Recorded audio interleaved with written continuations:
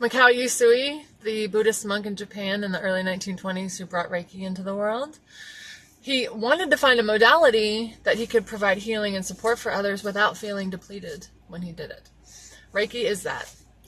And so when he found it, he was sharing it with others, those who were laid out on the street with illnesses, diseases, alcohol, drugs, just disconnected from their own life. So sharing this healing energy with them, it actually helped. They got up, they would walk away, they would go on.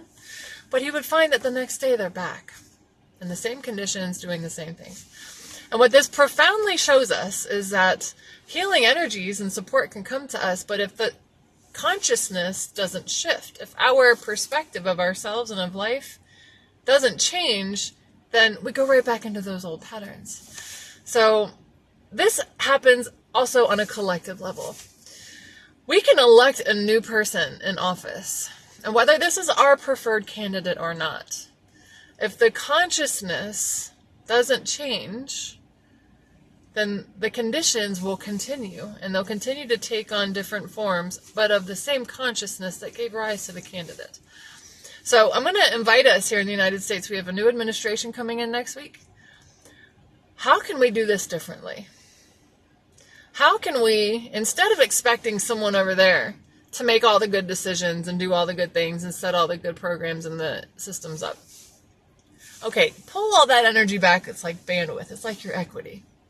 Pull it back in and be like, okay, how can I change to help support the birth of what I would like to see happen? Who do I have to become? Where does my consciousness need to change in order for me to see external conditions that I find favorable? It's got to be uncomfortable, right? Because most of us are in these sticky situations because we kept doing comfortable after comfortable after comfortable after comfortable, right? So it's going to have to get a little uncomfortable.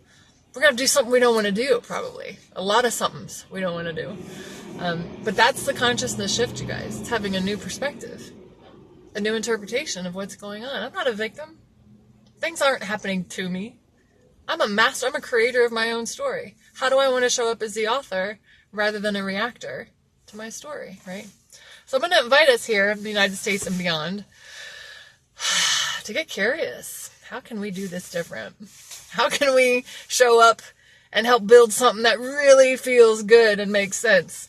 And not dump all of our power into somebody else, into their system, into their ideas. Be like, okay. And then we can come together, we can harness, we can collaborate, we can co-create.